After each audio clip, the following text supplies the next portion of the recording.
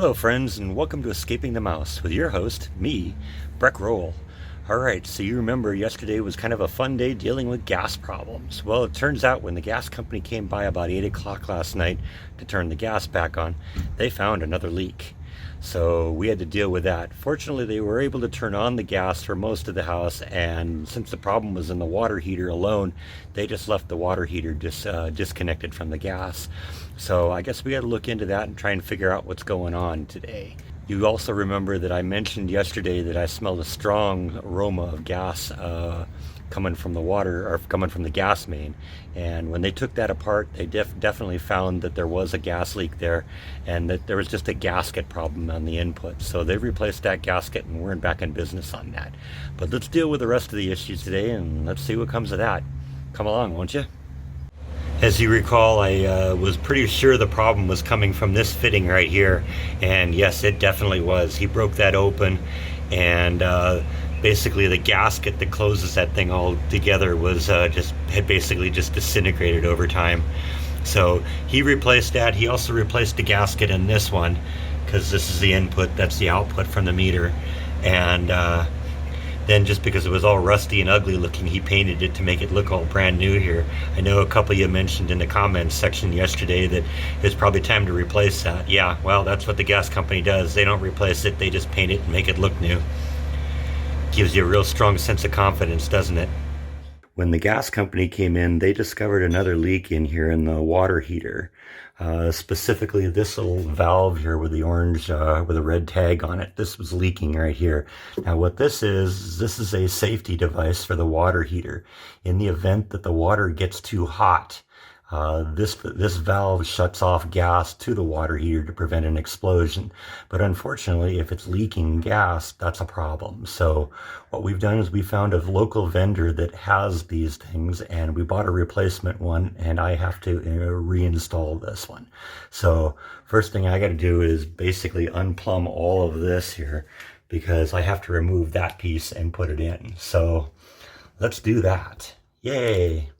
Now, fortunately for me, my father's tool collection rivals my own, so I've got basically everything I need to do the work. So let's just start ripping this thing apart. First thing I did was take a picture of everything just so I can see how everything's routed. It's just nice to have the reference to go back to if you want to figure out exactly where every piece went. All right, so there's the old piece. I think I'm going to take this out in the garage and put it in a vise, because I got to take these right angle pieces off the side of it and attach them to a new one. It's easier if I can secure that onto a vise or something so that I can crimp it down really hard. All right, so it looks like I'm gonna have to make a quick trip up to Home Depot, because these right angle pieces here were attached to the shut-off valve with these union pieces, and unfortunately when the right angle pieces came off, the union pieces got left in there, and if I try and pull that out with a pipe wrench, I'm going to tear up those threads. So I got to buy 2 new of these things. So let's go to Home Depot. Yay! Love Home Depot. All right, these are the 2 replacement pieces. They cost me all of about $2.50. So let's hook it up and see if we can make it work. All right, before we connect everything together, we need to coat the threads with this Teflon tape. Now, since we're dealing with a gas appliance, you want to make sure you use this PTFE tape, because that is specifically designed for use with natural gas.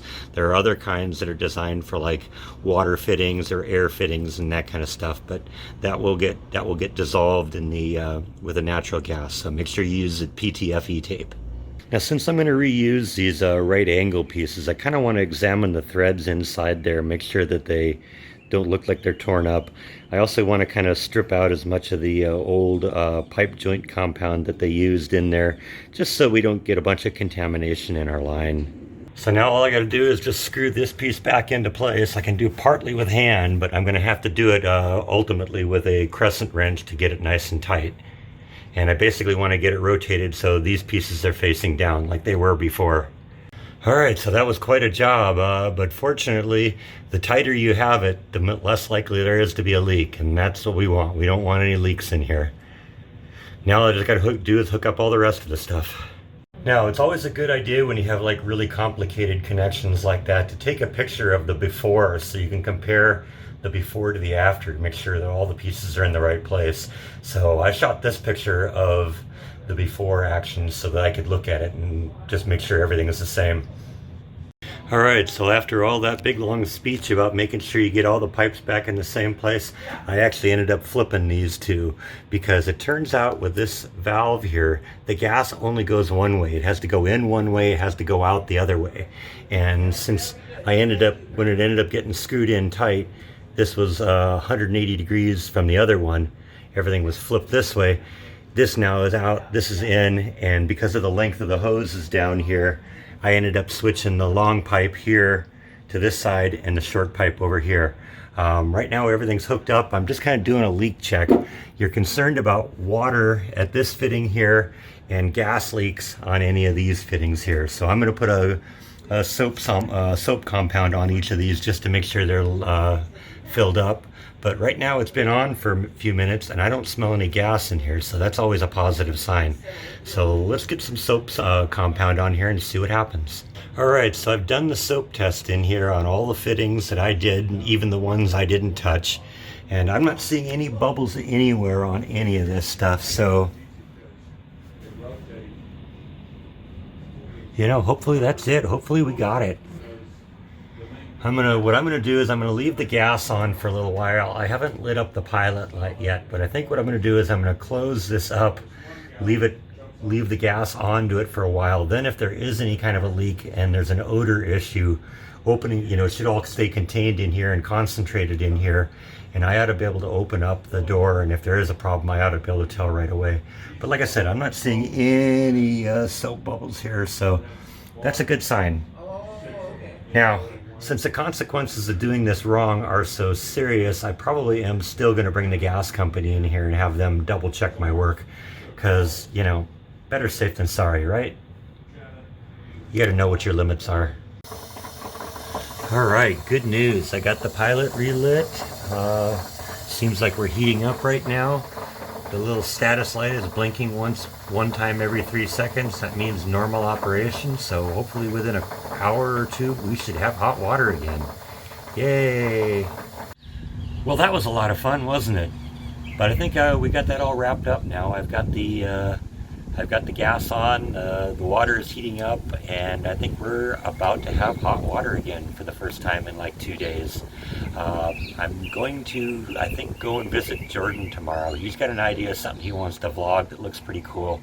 And so I think we're going to go do that tomorrow. So maybe it'll be a little bit more of a relaxing day for me. So anyway, thank you as always for watching, and I will see you tomorrow on Escaping the Mouse. Good night.